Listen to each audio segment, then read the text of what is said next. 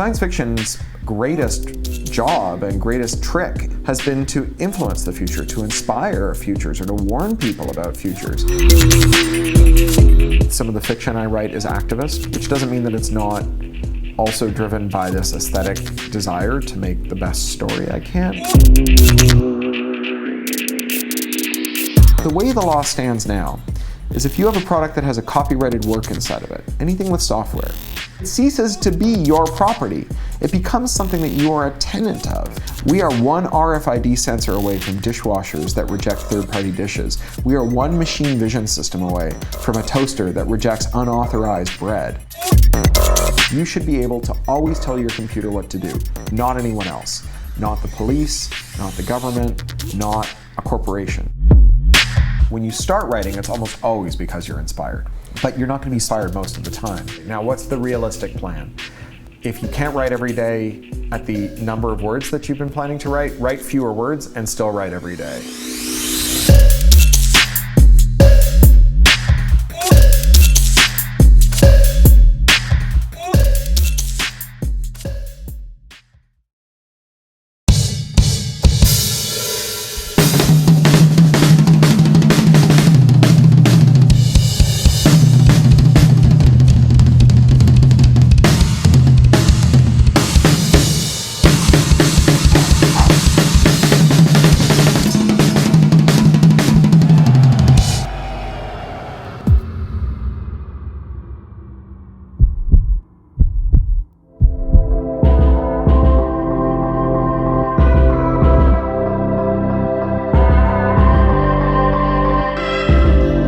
This week on the show, we have Cory Doctorow, who is an internet activist, blogger, journalist, and science fiction writer. Cory is really at the forefront in protecting our privacy and our digital rights, and he uses science fiction to really plant the seed of ideas so we can be on guard of what our future looks like. And it was awesome sitting down with Cory, and to be honest, really awesome to get back to a lot of our activist roots. We've had people like Jessica Raddick, Annie Michon on the show before, and it was nice to really get back and talk about things that we need to be careful about and things that we need to be concerned about as far as governments and large corporations, the way they're watching us, the way they're controlling our future, and our entire concept of property and intellectual property. So we had an awesome talk with Cory. He is superly well read, he's well spoken, he's well written, and he also said that he writes 250 words every single day no matter what, which means he can crank out a book a year. So why aren't you doing those kind of writings? I'm gonna start writing the same amount too. So super pumped, sit back, relax, and Cory's gonna drop some massive science on you. And hey, I'm in the middle of London here in Shoreditch. It's awesome. Actually, tonight I'm going to one of our super focus groups where we're gonna have 150 London Reelers there. And what can I say? It's incredible. This week inside the Academy, we're doing the Wim Hof Breathing Challenge. And Wim is the Iceman. He was one of our guests a long time ago. And inside the Academy, we do these body and mind challenges to get me fresh. And tonight on stage, I'm gonna be walking through all of our Academy members through this breathing challenge. I highly encourage you to check it out. It'll change your life, and that's what's going on with us. So now I leave you with Mr. Cory Doctorow.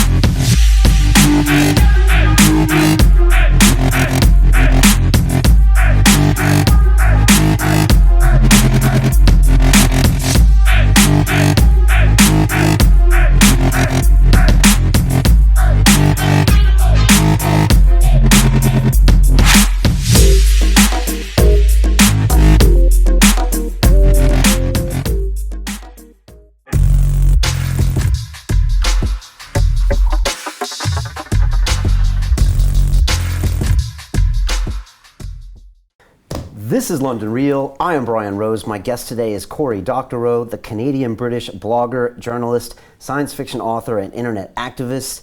You've written over 15 books from nonfiction to award-winning fiction, including the New York Times bestseller Little Brother, as well as Information Doesn't Want to Be Free and Homeland. You are the co-editor of the popular blog Boing Boing, and you're a columnist for The Guardian and Information Week.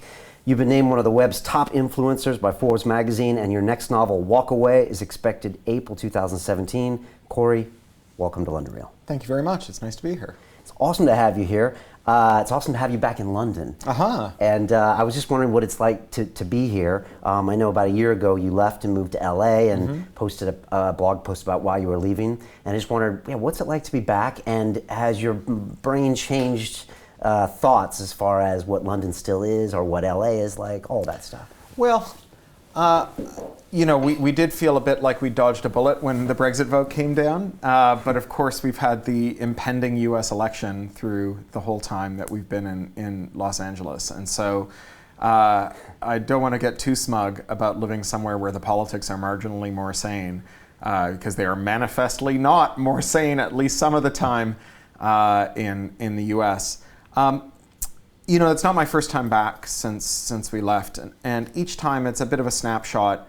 I think that the macro trends still haven't really manifested in ways that are visible from just walking around the streets. But I know, speaking to other parents from my daughter's school, that there's real problems there because it's a very mixed neighborhood and there are people on benefits, and the benefits controls are so tight that they're struggling to make ends meet, and so this is causing trouble in the school. I know that there are real problems with housing still, that even though the top end of the market has collapsed, it's just kind of put the squeeze more on people who are renting, on tenants. The thing is that when you sort of commit your national wealth to being generated entirely through real estate in the Southeast, then you have to figure out how to maximize the return on property. And one of the ways you maximize the return on property is by making it worse to be a tenant, because then you make it better to be a landlord.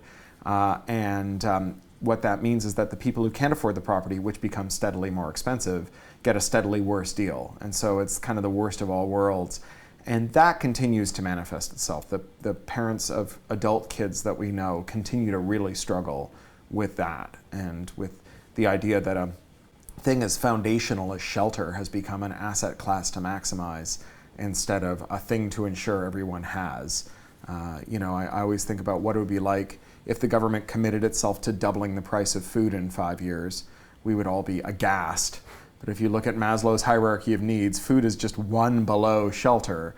And we do have successive governments who are very committed to doubling the price of housing every 5 years. And the fact that we can't see that it's a problem is one of the great British insanities that continues to grip this country and continues to be part of the dialogue about the post-Brexit Britain when we think about what is going to happen to this country. And London's the extreme of that, right? Yeah, absolutely. But it's not, I know people who are struggling in Edinburgh too. It's not just London. I mean, every city to a certain extent has been gripped by this. In part, there's a lot of offshore wealth that's been flooded into the market because we have this curious thing where we have a highly liquid property market. And property markets have historically been extremely illiquid. That's what you buy your house with the intention of selling it once. But there are people who buy luxury flats with the intention that they can sell it on 5 days' notice if they need to get the hell out of South China or Tajikistan or whatever and take the money and run. And they're able to do that because there's someone else from some other quasi-failed state who also wants to get their money the hell out of their national border before the kleptocrat's grandnephew takes over the national bank and nationalizes their assets. And so that means that everywhere that there is property, there are people lining up to push the value of property up. And it's funny, the only place that I've seen that's a big livable city where the property prices fell was Vancouver, and it fell after they imposed a very modest transaction tax that came with it a disclosure requirement to disclose the beneficial owner of property, because it turns out that almost all of those people speculating on property were breaking their own country's laws in doing so, and that as soon as you made them disclose their true identity, the market collapsed. Yeah, the New York Times found this with a lot of those skyscrapers in Manhattan as well. Like all those empty floors were... Yeah, the Shard too, right? The Shard is owned entirely by transhuman life forms called corporations. I don't think that there's a lot of people there. Is London and Manhattan, are we becoming like these emerald cities where no real people live there? Are they like museums? Are we going to turn into like Venice, where you go to Venice and it's this museum that no one lives in and at night no one's there? Wow. I don't know. I mean, London still has a lot of, and New York both still have a lot of things that happen there. And so the crisis is actually in some ways worse, right? Because in Venice, you know, there's a hospitality industry and people come in and out for it. But here there's a hell of a lot of people who need to clean toilets for bankers. And the more expensive London becomes, the worse their lives get, you know, the longer their commute has to get. There's a scholarly piece published in the Proceedings of the Royal Society this week that looked at sleep patterns and travel patterns from Medellin and another Colombian city, I forget the other one. But because of the way that rail passes and transit passes and road metering works, they had a whole ton of travel data on everyone in these two big cities.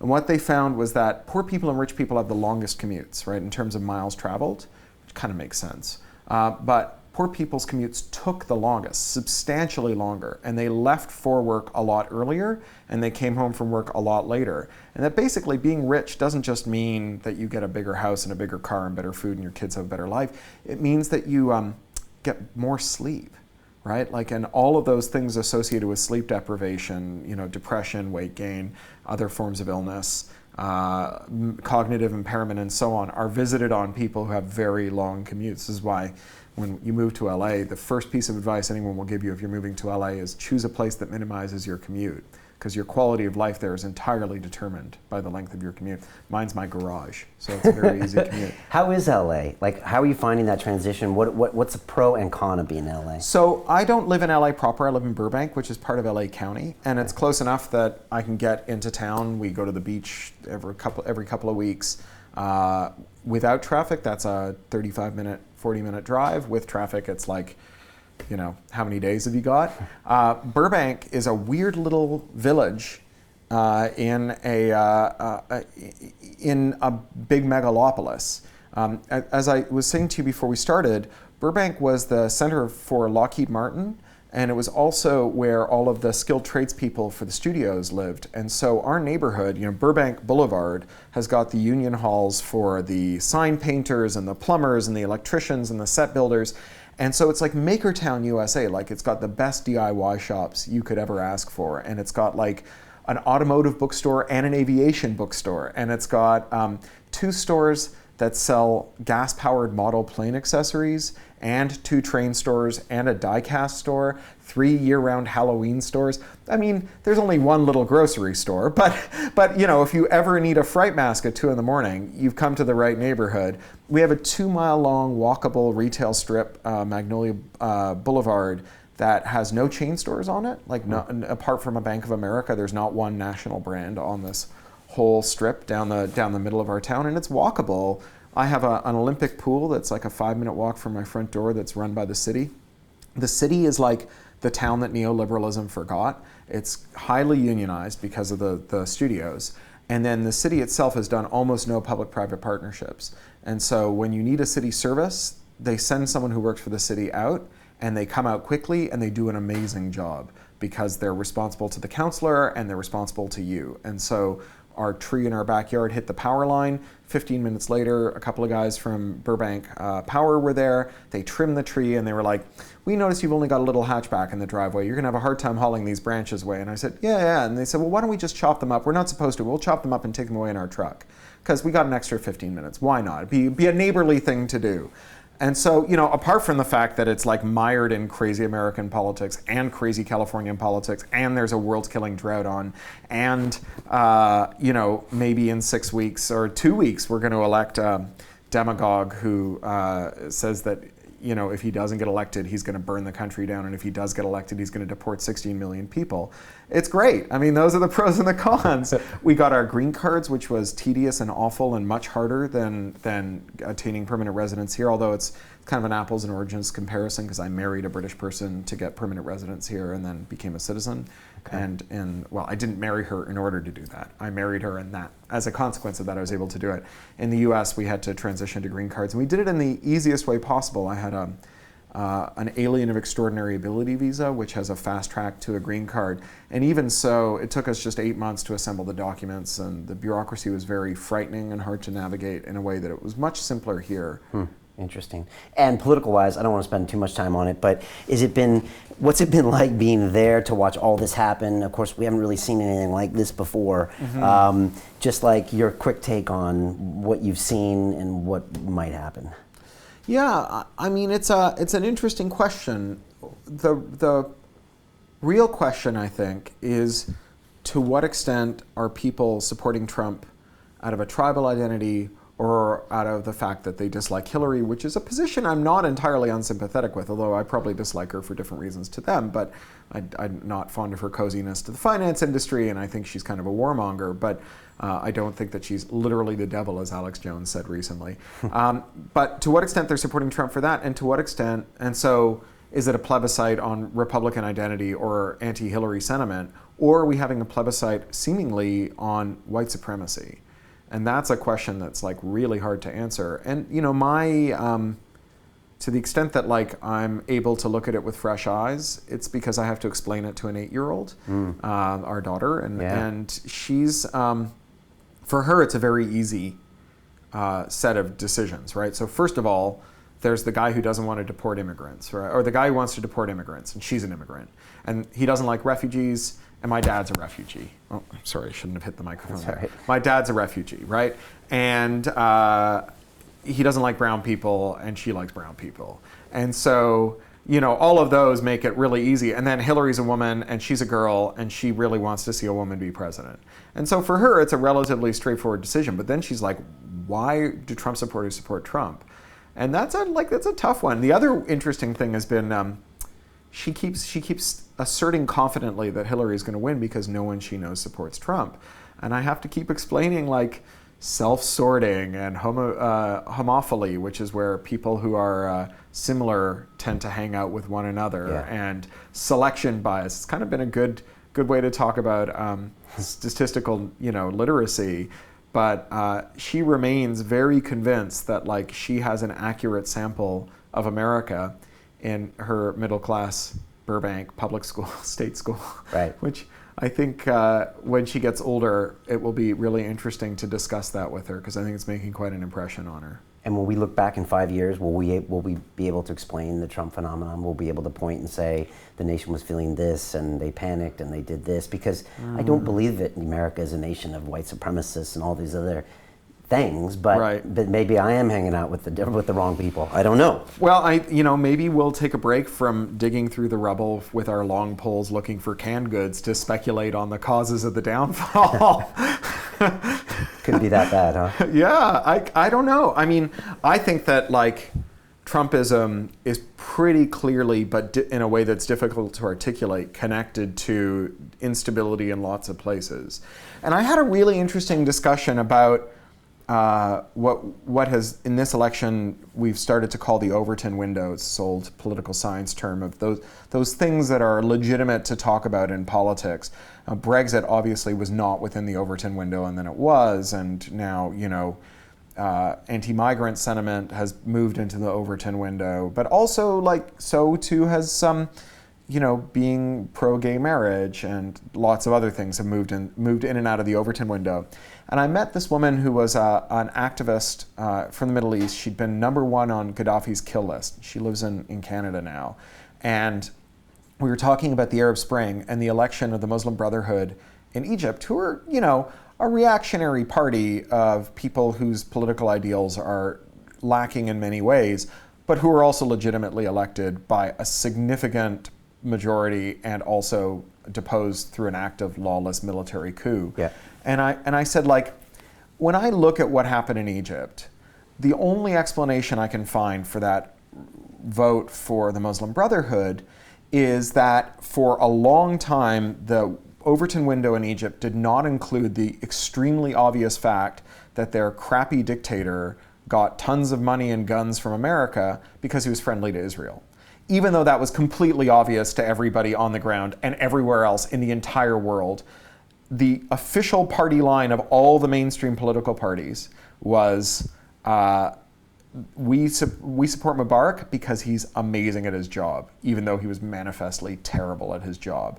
And that, if the only people who say a thing that everyone knows is true and is moreover central to every fact of your life, and especially all the things that makes your life hard, is this one fringe group. It's a bit like Douglas Adams with the towel for hitchhikers. If you've got a towel, they assume that you've got everything else, that you've got a toothbrush and a change of underwear and so on. If you've got the one belief everyone knows is true, it gives all of your other beliefs credibility.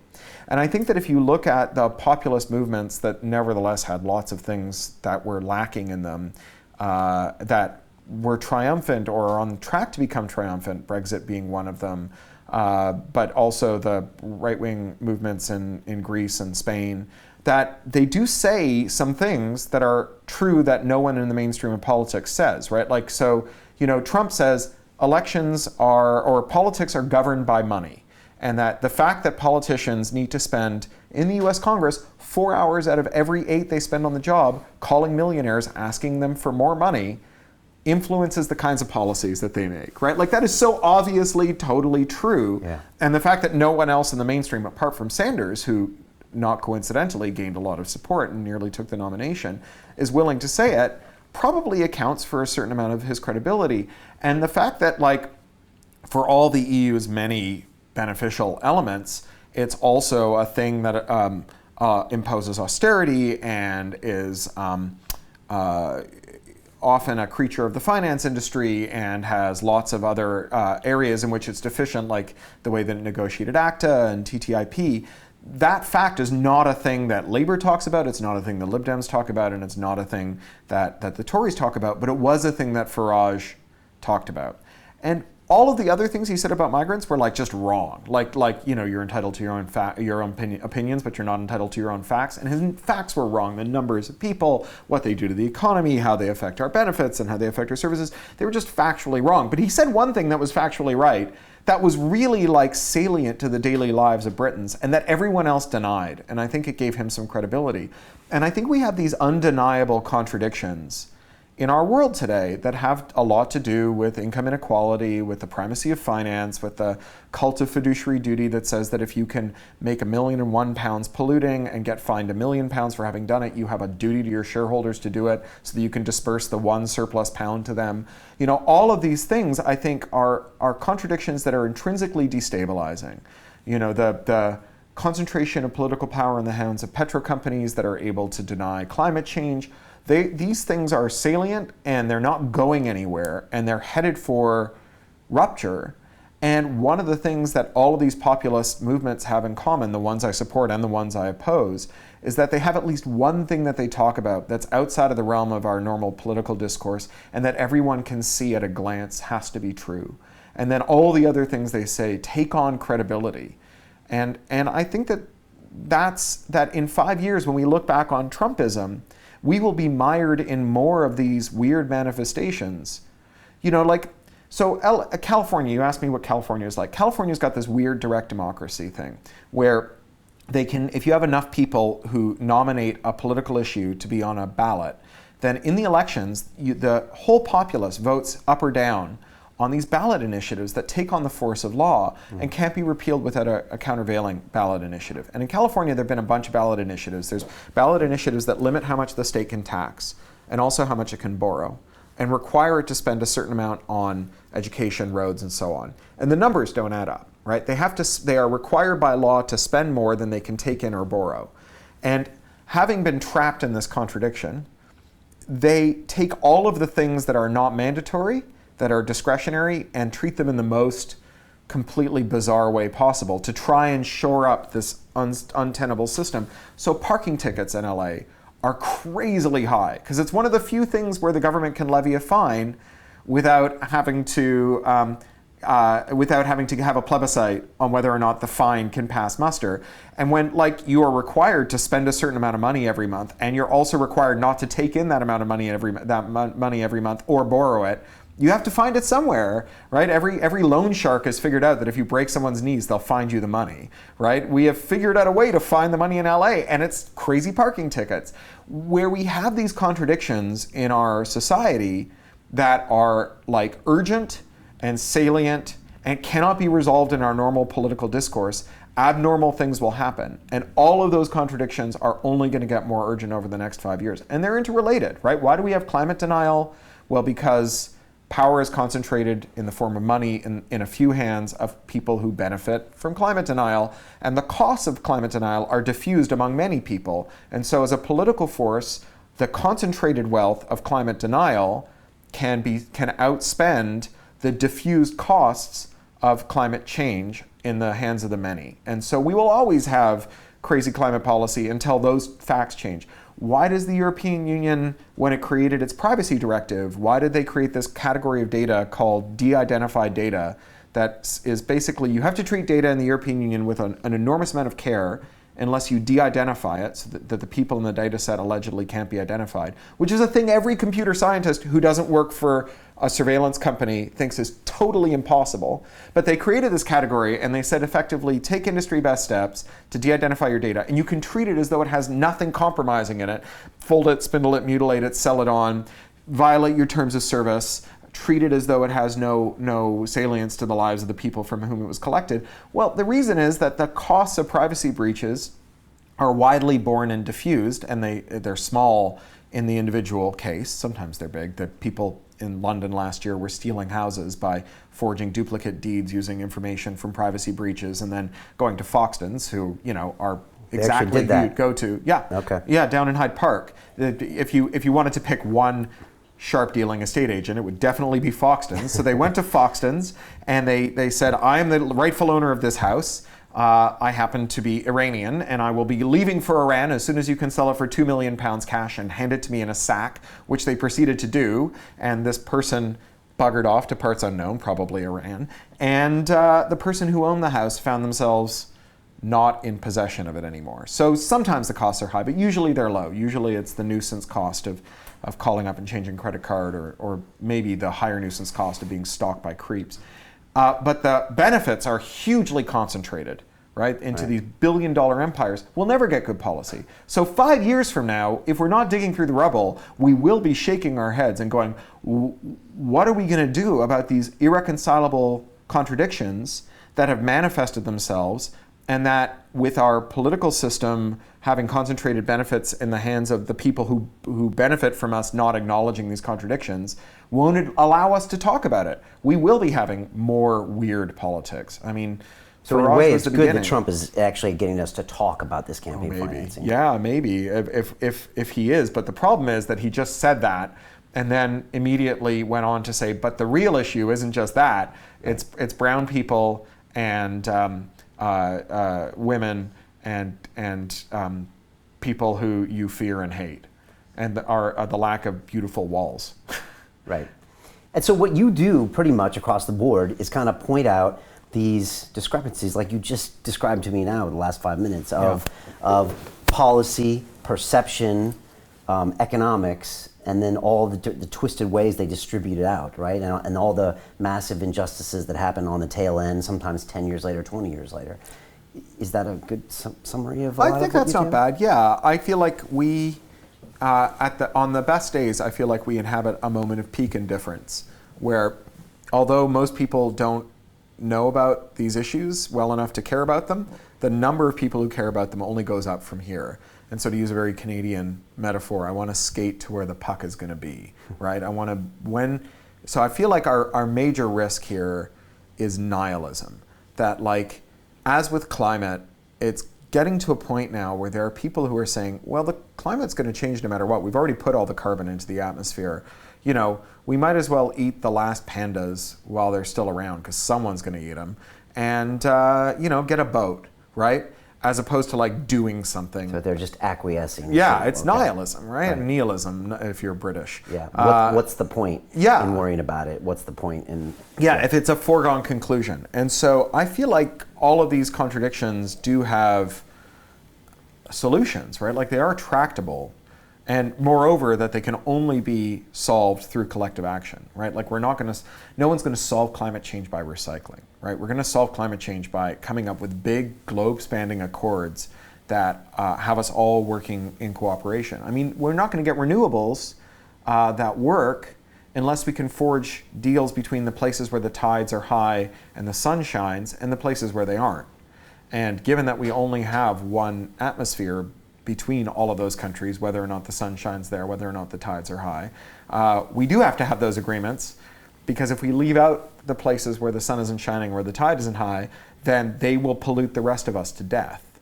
And so we are going to have to figure out a deal, and we can do it, right? We've done big projects before. We solved ozone depletion. We can handle challenges like this. A great British science writer, Oliver Morton, wrote a great book last year on the pluses and minuses of geoengineering and where it's going to go, and how we could do small-scale geoengineering that wouldn't destroy the planet if we got it wrong, and how that's going to require global cooperation. And I think he's right. I think that like that's our future, and we can get there if we all work towards it.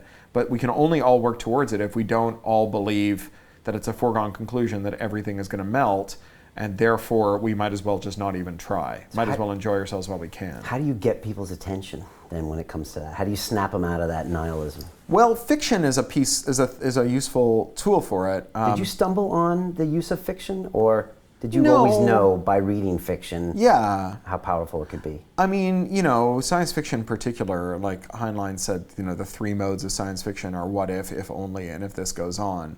And you have Orwell and you have Shelley, and right from the earliest days of the genre when it was trying to figure out what it was about, you have writers who were trying to do something explanatory, or to make a warning, or to inspire.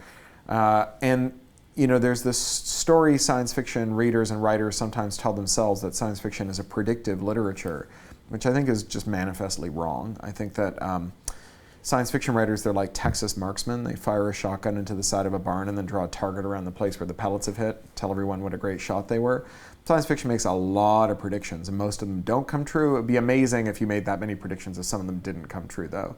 But prediction's not a hugely interesting thing to be in the game of, because it implies that the future is unmalleable, that it's fixed. If you can predict the future, you can't change the future.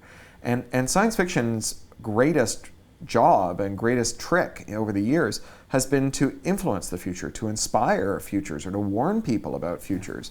Gene Roddenberry didn't predict that Motorola's engineers would design flip phones that looked like Star Trek communicators, right? That would be pretty boring. What's super exciting is he turned a whole generation of telecoms and hardware engineers into ravening Star Trek fans who wanted to do everything they could to build Star Trek communicators. That's way cooler than predicting it. Predicting is fortune telling. Right? Inspiring is way more interesting. Which is what he did. Which is, what he did. And so, you can, the thing that fiction can do is it can provide a kind of emotional fly-through of technological change, or of a social change. So, writers aren't making accurate models of the world as they will be in the future.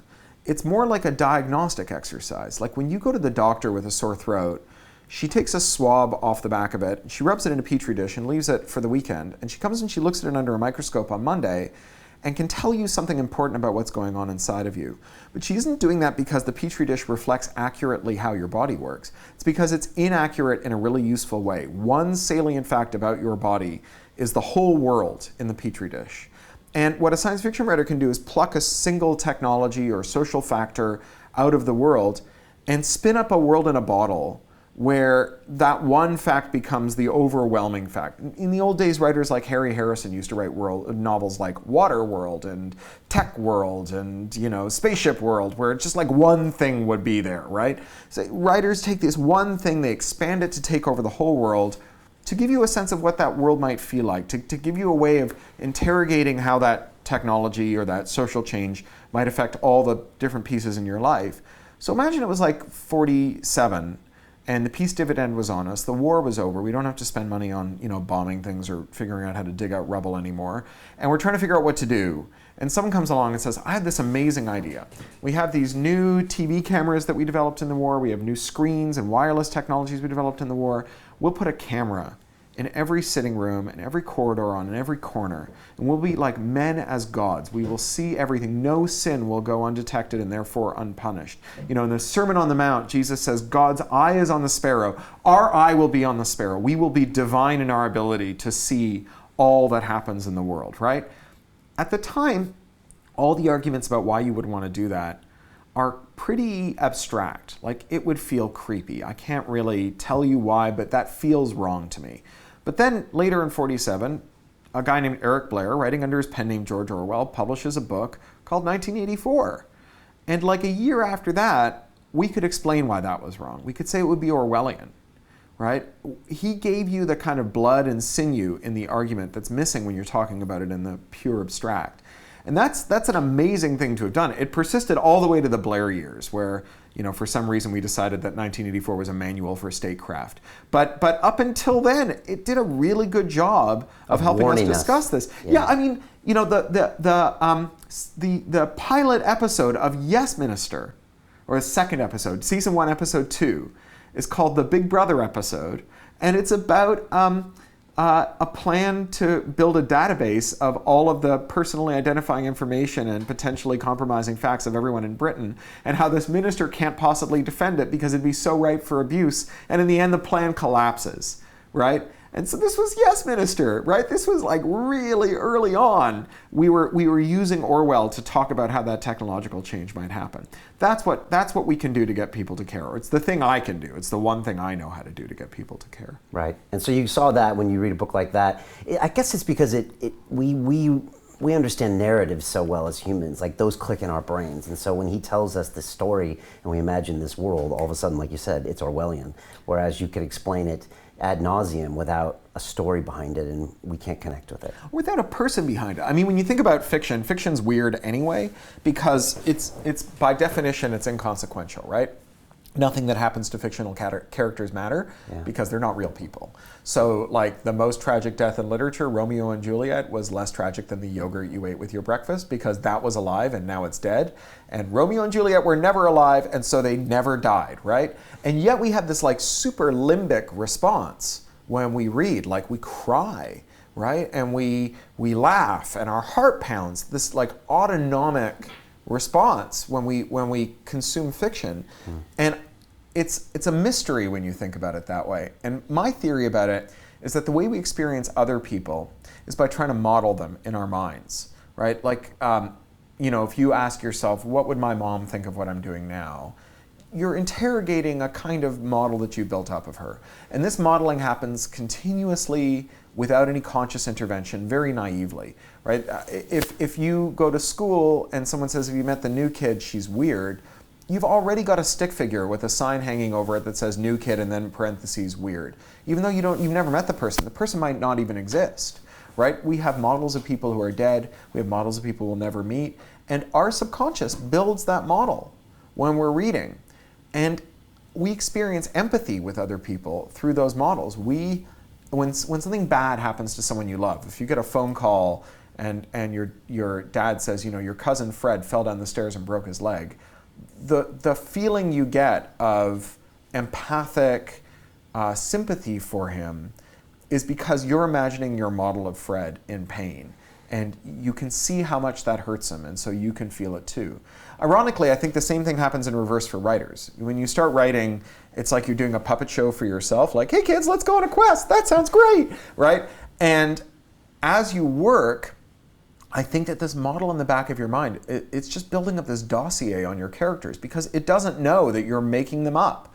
All it knows is that there's information appearing in front of your eyes, the words you're typing, about these people. And so writers sometimes say this in a very precious way, like, I tried to make my characters go and, go this way, and they all wanted to go that way. What they mean is that they went from that easy flow of imagining what the characters would do and then having the fine details taken care of them for them by this modeling system in their mind back to that very awkward thing of having to, in a very premeditated way, try and predict what their characters are going to do.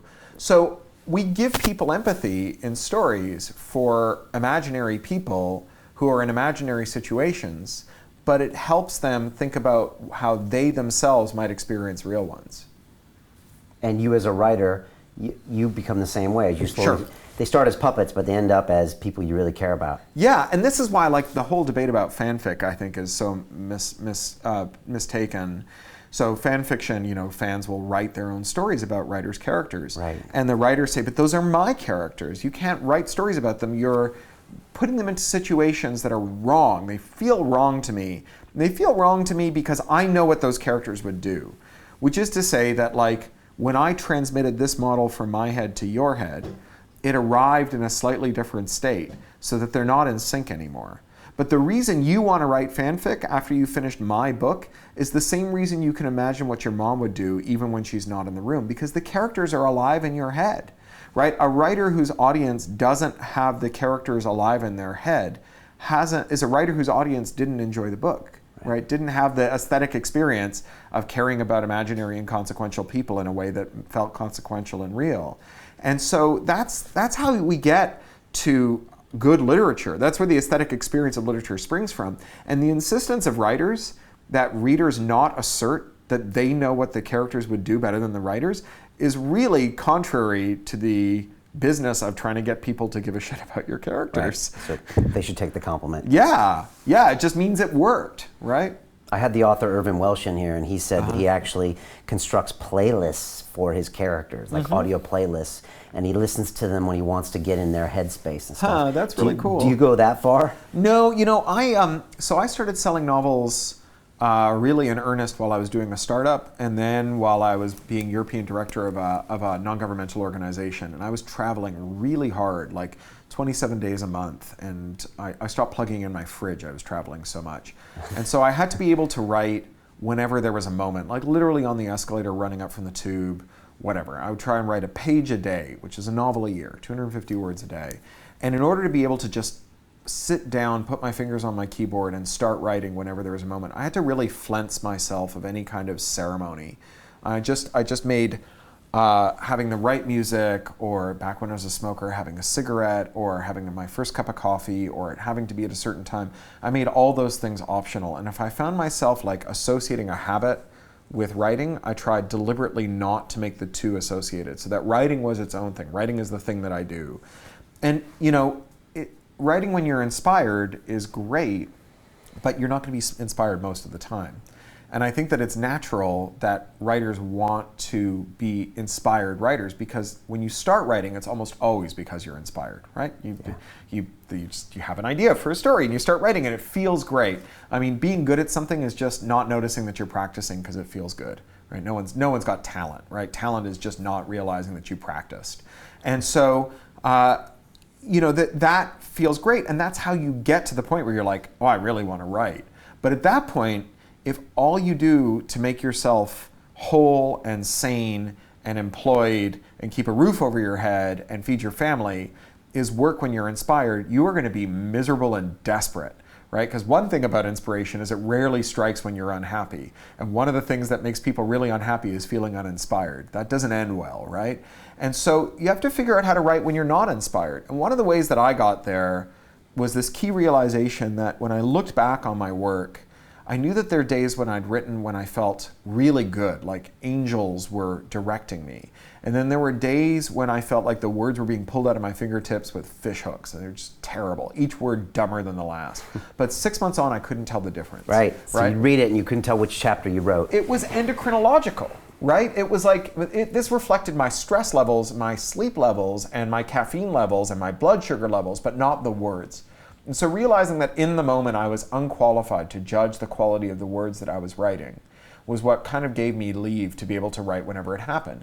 And you know, dustmen and surgeons have days when they don't feel like doing their jobs. But no one's ever said, I'm sorry, sir, your gallbladder is staying in. I've got surgeon's block, right? Every professional figures out how to work with that inspiration. And those really hard professions, like being a surgeon and going to uni for 8 years, that's a thing that you only start because you're passionate about it and inspired. And so they have to figure this out too. And it's really just in the arts where no one's really confronted the possibility that a lack of inspiration is no excuse for not doing your job. Yeah, Stephen Pressfield has 2 books, one called The War of Art, one called Turning Pro, where it's just like, do the work. You know? And all the great artists that we know, the great art that we know, probably came because they did the work, not because they were inspired that day. Yeah, I think that's right. I mean, I won't say that all work only comes from people who work regardless of inspiration. There's definitely some good inspired books out there. Right. I just don't think that there are any happy artists who only work when they're inspired. I think that those people are miserable and desperate and worried that they can't figure out how to lure the muse back into the room before the landlord comes and chucks them out of their house. You are very prolific when it comes to writing, and it's probably the reason that you're so successful. It's probably the reason you speak well, I'm guessing, just because all of that writing. This 250 words per day, I just want to make sure everyone understands. You write those 250 a day. You'll stop mid-sentence? Yep. Will you write them on a phone? Will you write them any way you can? Usually on my laptop. Okay. Writing on a phone is a thing I struggle with, only because I'm a very good typist. Okay. My dad was a computer science teacher. We had like a terminal in the house in 1977.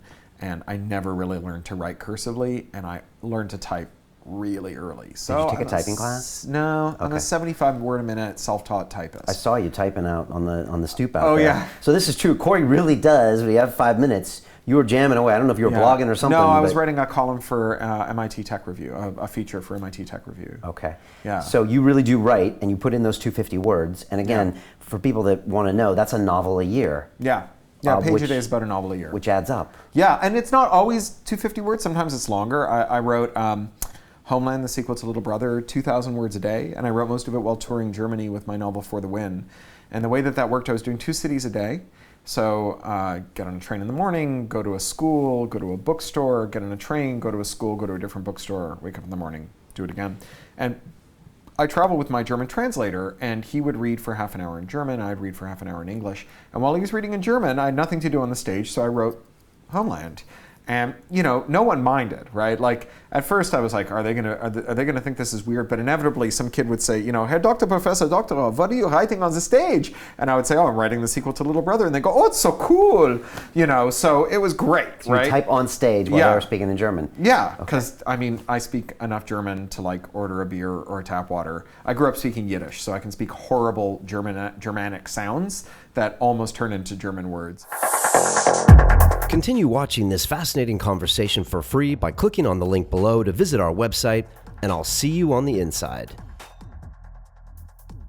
I don't believe in an optimistic or a pessimistic view of the future because I don't think I can predict the future because I'm a science fiction writer. I already said we suck at predicting the future. But I think that, in computer science we have this idea called hill climbing algorithms, where if you don't know which way to go and you're trying to find the highest point, you can look around and see if there's anything that's a slightly higher point than the one you're in now. Did Aaron's death affect you?